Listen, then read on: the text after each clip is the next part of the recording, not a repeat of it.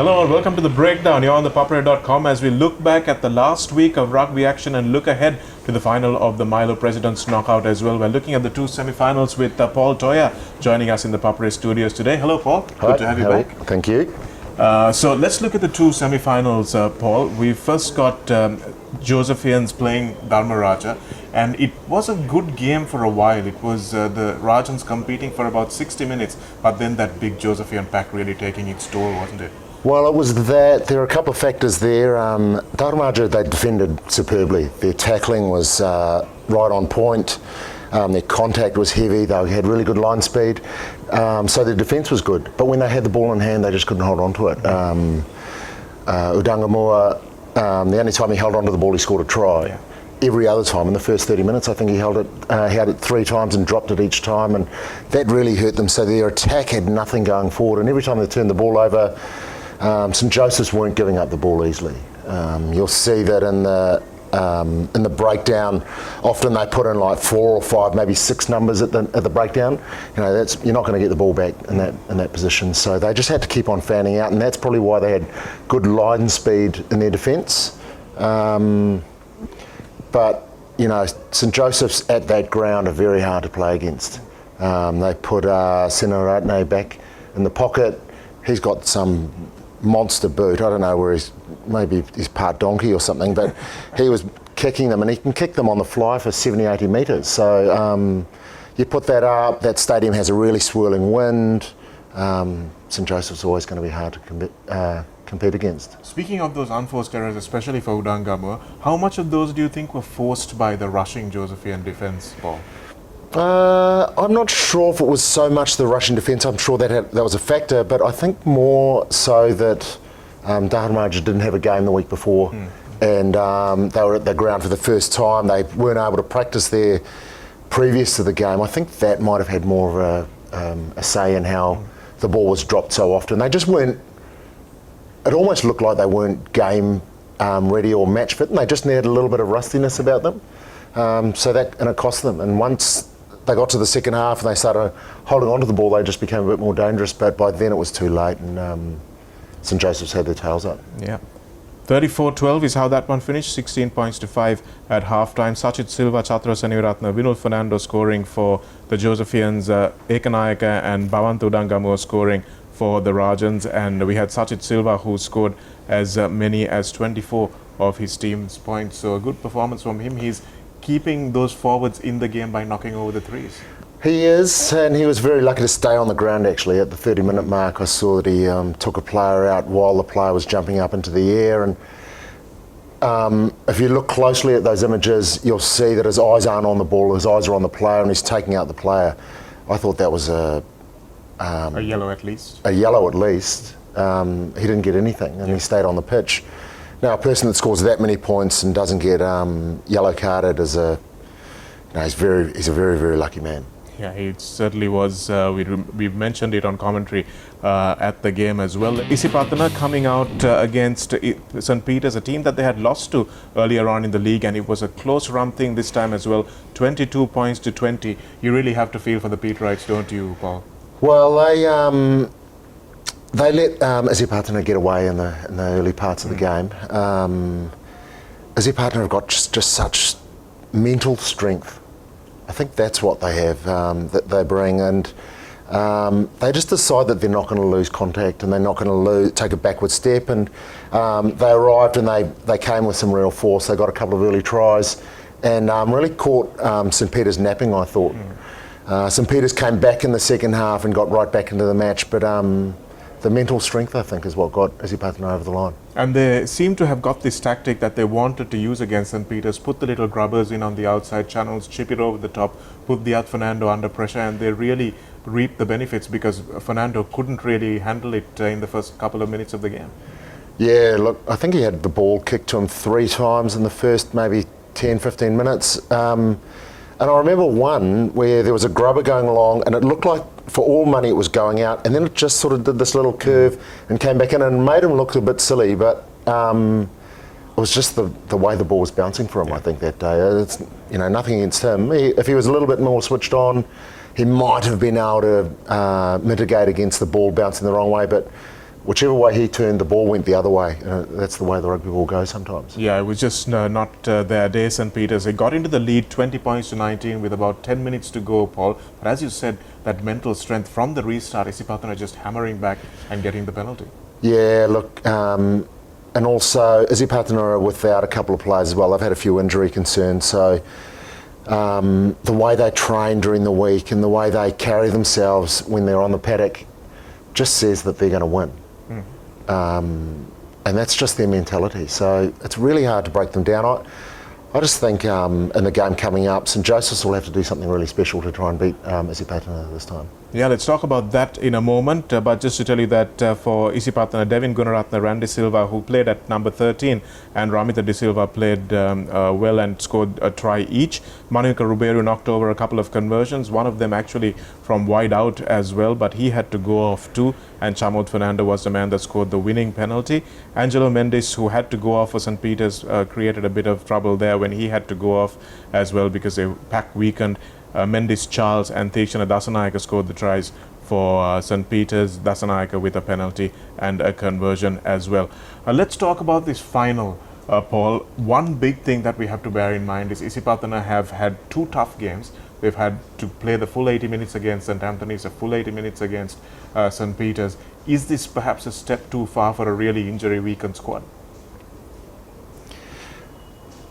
Well, that's the question. That is the question. Is it too far for them?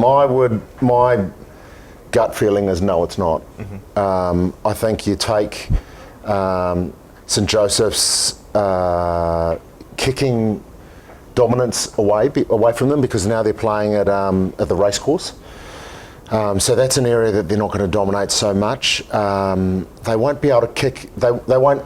When they do kick, they'll be kicking to Chamod Fernando, and he's an excellent football player, and he'll bring the ball back with interest. So that's an area where they won't dominate as much. I'll be surprised if Isipathana get away with using 8, 9, 15 again on a right-hand side scrum because they've done it every single game. I know Nilfa is an astute coach, and he'll be waiting for that.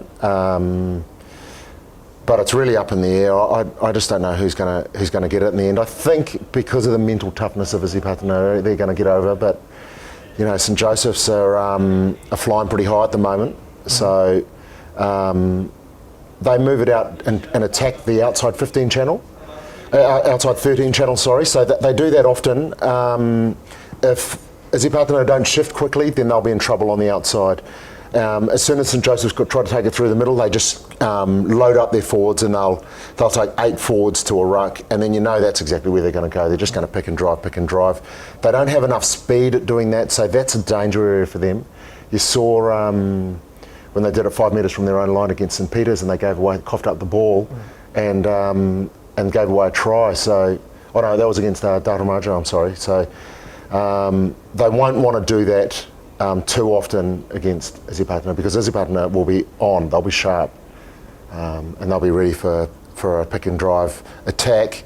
So that's not an area that I think St. Joseph should go down. Yeah, in fact, pick and drive was tried unsuccessfully against them by Royal, I think, who are probably the best exponents of that, and Isipathana actually won that game defending that. So they'll go back to that, Isipathana, and know that they've done this once before and they should be able to do it once again. But in terms of preparation, St. Joseph's have had not easy games, but they've had the easier half of the draw. Wesley was not as physical a game as they would have wanted it to be, and Dharmaraja was probably an easier win than the semi-final that Isipathana had. Will that play a part? I don't think so. If it does, it'll play the opposite. It'll go the opposite way. The team that arrives that has had hard games will be battle fit. I think that's going to be a key factor here. You can talk about it's a final, and you can motivate teams, and they can come with a lot of gusto. But it's the hard hits and the tough games that harden up bodies that make the difference in the last 5-10 minutes of a game. And Isipathana have gone the hard way, and they're going to maybe reap the fruits of that hard work. Yeah, it's the first final for St. Joseph's, the first final that they've ever come to in this knockout tournament, their first big rugby final in fact, so they'll be hoping to go the whole distance this time. Isipathana will be hoping to win this trophy for the 8th time in their history. So they've got a long tradition of holding this Milo President's Knockout Trophy in their hands. So it's going to be all to play for. Paul thinks Isipathana are favourites. I think St. Joseph's might just manage to sneak in there to get it close, if not go the whole way. So we'll wait and see how that one goes, Paul. Yeah. We've got another very interesting match to talk about. That's also on the same day, and that's the British Lions taking on Paul's countrymen, the All Blacks. And it's going to be a really tough test. It was looking like the All Blacks were going to run away with it when the tourists landed. But they've gotten better and better, Paul. And against the New Zealand Maori, who are not the best team on the park, but against them, they look like they might cause these All Blacks some problems. Yeah, look, they've come with some pretty known assets in attack and defence as well. So we knew before they arrived their set piece was going to be very strong. They showed that again against the Māori and also the Crusaders. They've got a really strong presence in defence, and they press, and they almost suffocated the Māori last Saturday. I think they might find the All Blacks a different cup of tea.